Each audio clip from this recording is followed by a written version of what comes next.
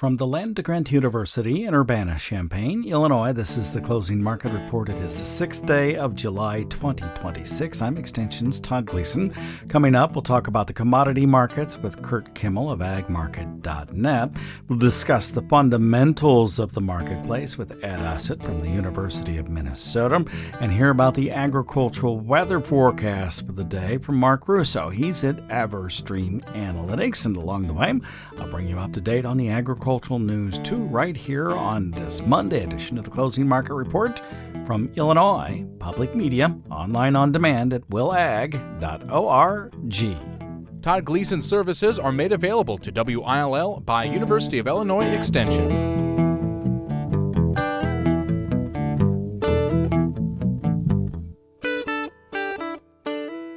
September corn for the day settled 15 1/4 cents higher, $4.38 1/4 the settlement price. December $4.57 3/4, up 16 1/4, and the March at $4.72 1/2, 16 1/4 higher. August beans $11.84, 47 3/4 cent higher. September at $11.81, up 45, and November 44 1/2 cents higher at $11.92 1/4. Bean meal $7.40 higher. The bean oil up 99 cents, and wheat futures for the day and the soft red finished the September 14 1/4 higher at $6.14. The hard red up 11 1/4 at $6.49 3/4. Here to discuss those numbers is Curt Kimmel. He's at agmarket.net. You've been waiting for the fire horse to take off. It looks like today was today, particularly after the July 4th holiday. What do you know? Does that set the tone, do you think, for a few days, a few weeks, a month or two? What's in the offing? Yeah, happy 250th. So, yeah, we'll take it. It's just like a bottle rocket here. This move today is just unprecedented. We saw, good support there last week. Now we're seeing some follow through on it. Talk at China's actually picking up some beans, as much as 5 cargoes earlier in the day, but off the Pacific Northwest and out of the Gulf both. The Pacific Northwest for October, and the Gulf for September.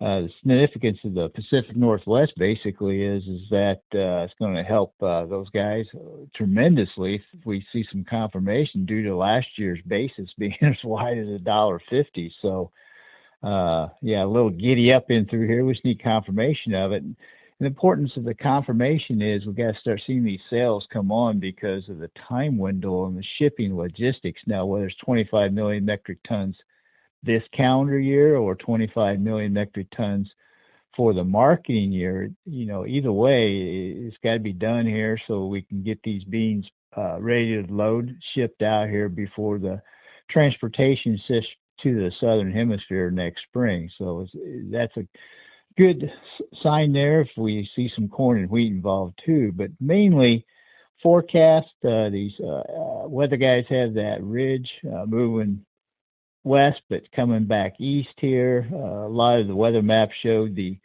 Omega high blocking ridge coming in, and to the update for the August forecast remains warm and dry. So there's nothing more exciting to bring commodity fund money back into the marketplace whenever we see some type of adverse weather forecast.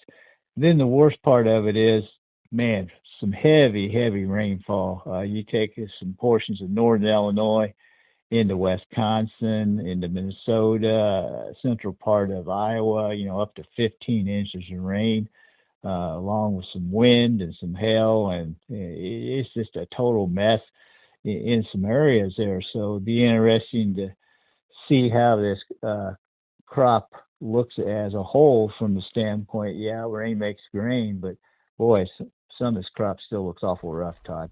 So China being into the marketplace doesn't really change the fundamentals, at least on the supply and demand, but it just does change how those who are in the marketplace feel about them. We do have a WASDE report, a World Ag Supply and Demand Estimate, due out Friday.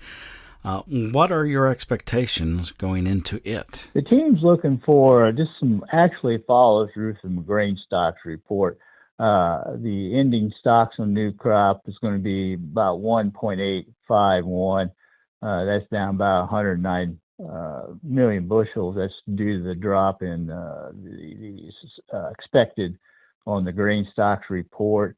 New crop bean carryout maybe around this 350 versus 310, and wheat just right around this 740. As far as new crop goes, this too early to really change yield a whole lot on anything.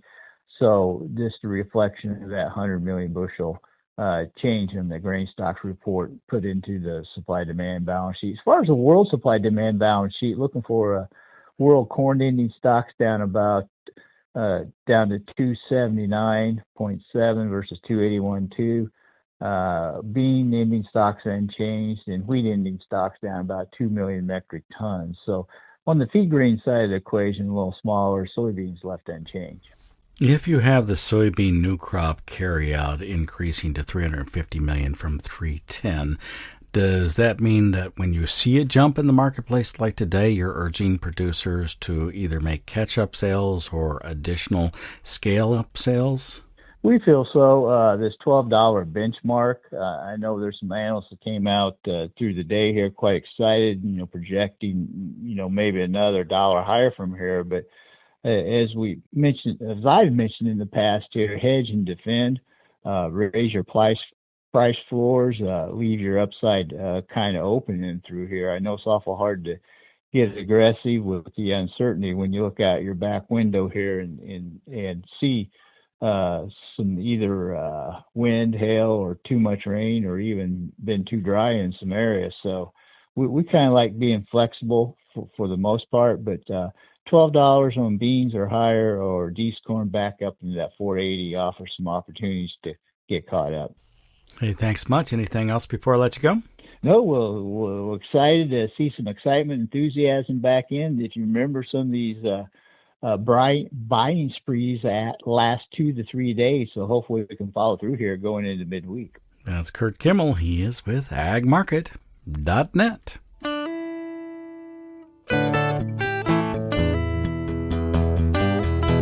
In today's agricultural news, farm groups are pushing back against Bayer's request for new duties on glyphosate imports from China, warning the move could raise costs for farmers already facing tight margins.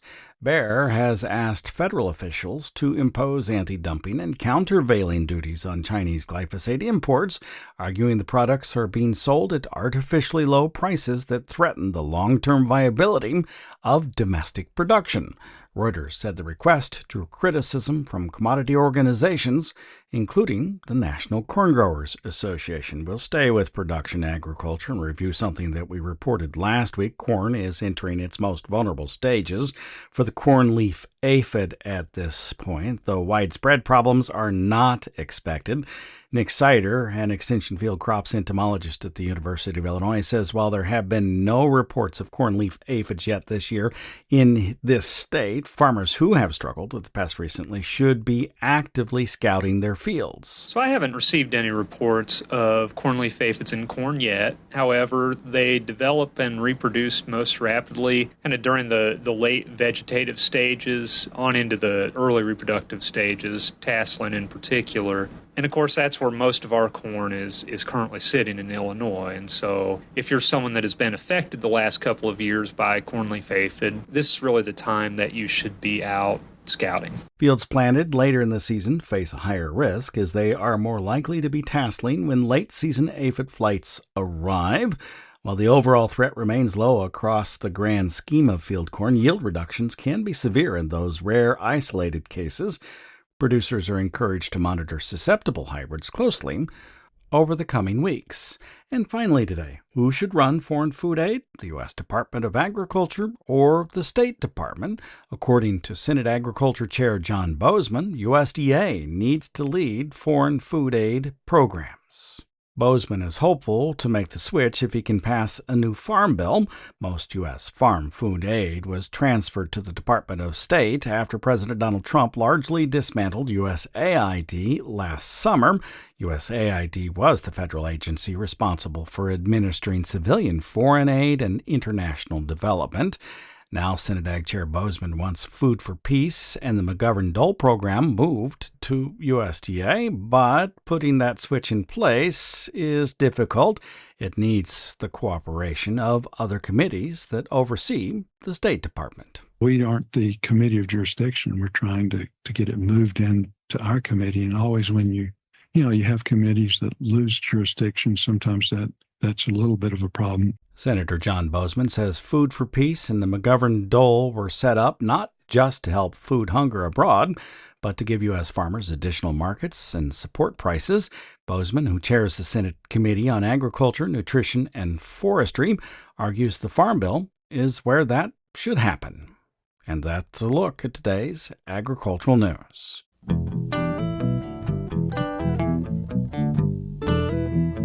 The theme music for the Closing Market Report is written, performed, produced, and courtesy of Logan County, Illinois farmer Tim Gleason.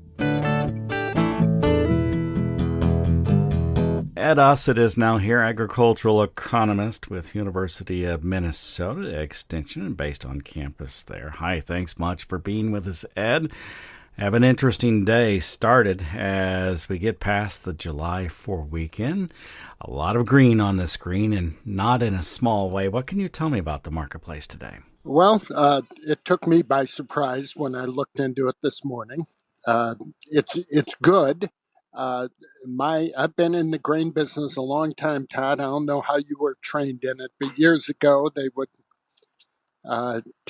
July makes the corn crop, and really how the market moves after the 4th of July was always sort of a big thing. If it starts after the 4th and that week after the 4th, if it starts heading down, it's all over. If it starts heading up, you got something to talk about. And here we are. Last I looked at new crop soybeans, I think they were up 45 cents. New crop corn up 15 cents. Of course, we have to remind ourselves December corn made life of contract lows just last week, but I think we're 20, 25 cents off those lows. We're 70 cents off recent November soybean lows. It's a good start, and here is what I would ask your listeners to think about. Do you have some old crop issues to clean up? I mean, did you forget to get around to a few bushels still in the bin? It's nice to have a second chance and take a hard look at that.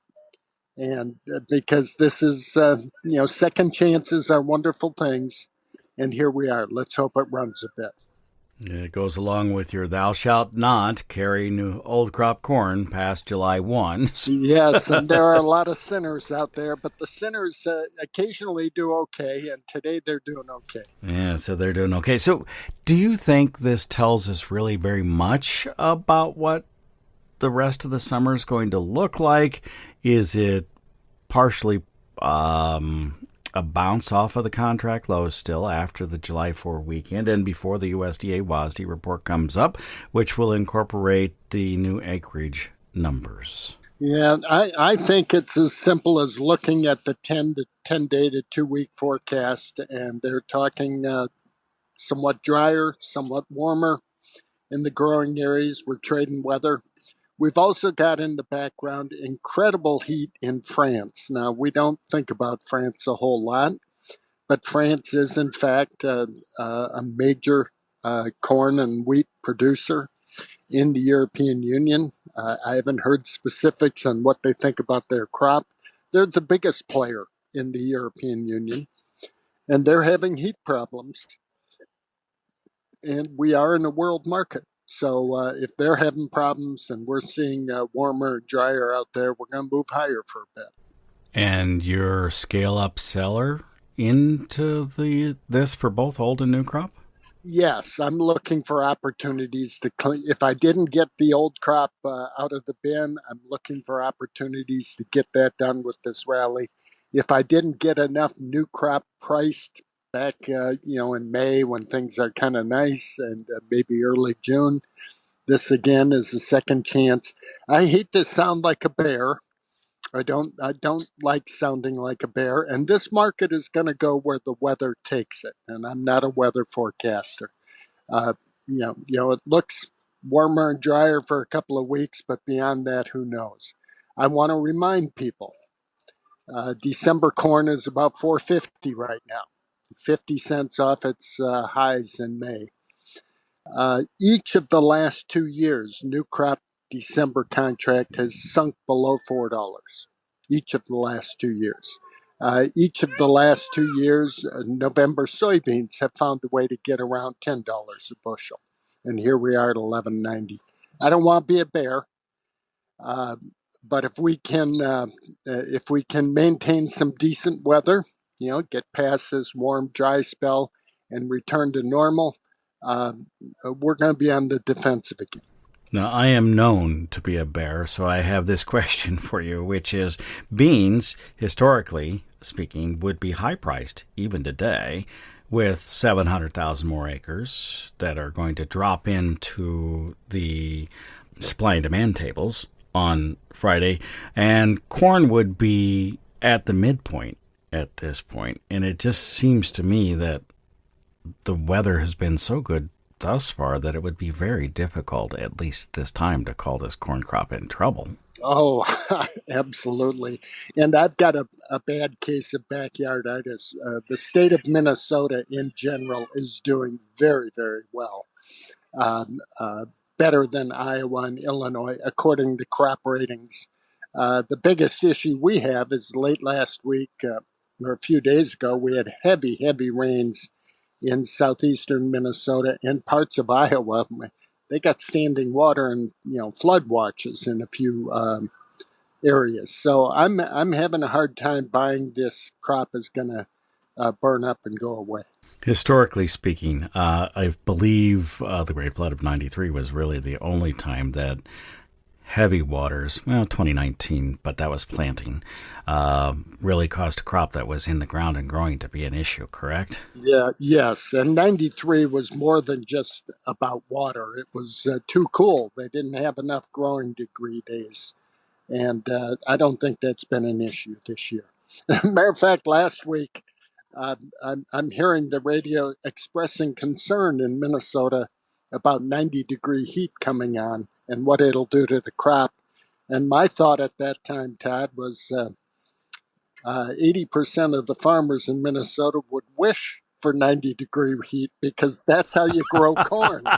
You got the water, now give me 90-degree heat. Give us a little 90 just during pollination. Don't put it above 93 because that causes an issue, but we'll be fine. You got it. All right. Well, thank you. I appreciate it. We'll talk with you again in another month. Okay, Todd. Take care. You too. That's Ed Usset, agricultural economist with the University of Minnesota Extension.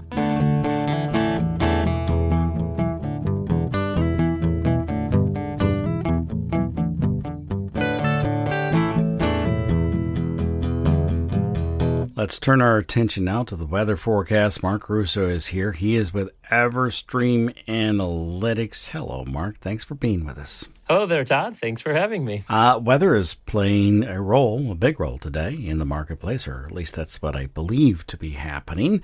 The market's jumped. Is there a forecast that tells us that something will be drier and hotter in the United States? Well, looking out here over the next couple of weeks, for most of the Midwest, it does not look like any threatening heat or lack of rainfall. However, for the far western Midwest, in states like Kansas and Nebraska and South Dakota, basically more plain states, but obviously the eastern parts of those states do have an abundance of corn, just not compared to Iowa, Illinois, and Indiana. But coming up for those areas, there will be some significant heat building in next week with high temperatures climbing into the upper 90s and 100s. And any pollinating corn will certainly be stressed here within those states as a result of this very intense ridge of high pressure that is, it's still going to be over the eastern Rockies, but it's strong enough that it's going to expand eastward and impact the Plains region as well.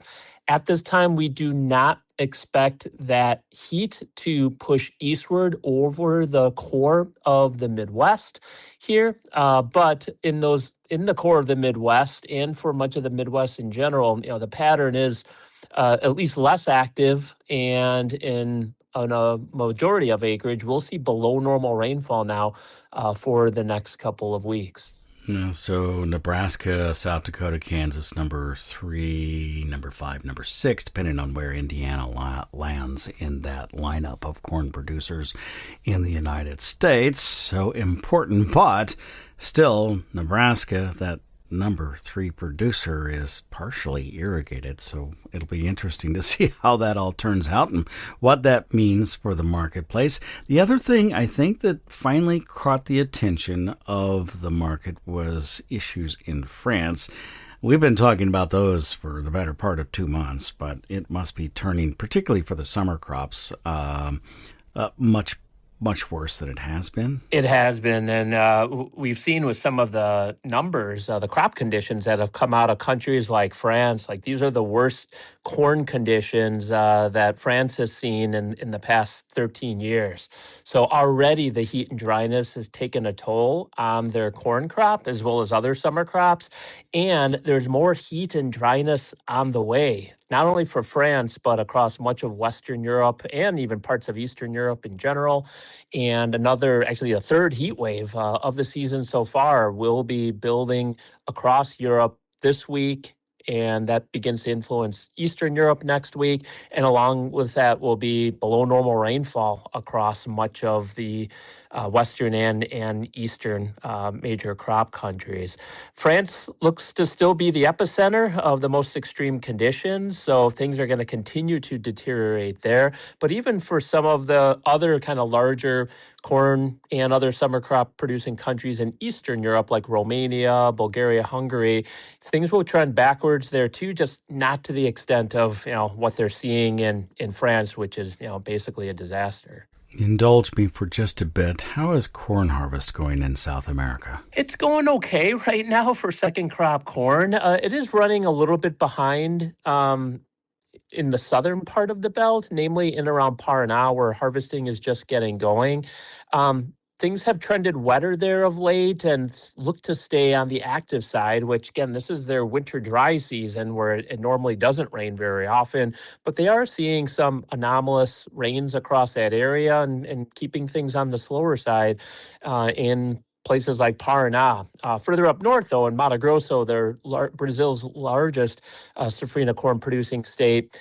Outside of a few very isolated rain showers, they're mostly dry. So that's where harvesting will be quite rapid here. It's been that way and should continue to be that way throughout much of this month. We'll talk with you again next week, Mark. Thank you. Sounds great. Thank you, Todd. You're welcome. Mark Russo is with EverStream Analytics, joined us on this Monday edition of the Closing Market Report that came to you from Illinois Public Media.